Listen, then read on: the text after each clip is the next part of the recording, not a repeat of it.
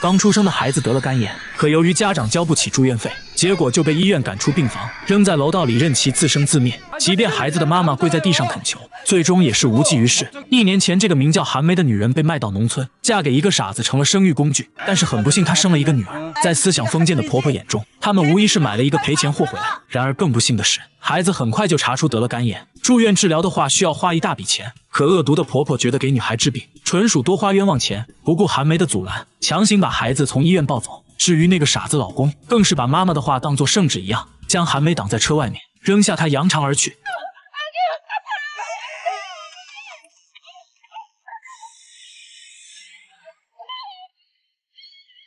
万幸的是，就在不久后的一天，韩梅带着孩子逃离那个家，来到了首尔的一家大医院。为了凑钱给孩子治病，韩梅不得已来到风月场所打工。这里有个名叫咸鱼的男人对她一见钟情，经常过来照顾生意。韩梅因此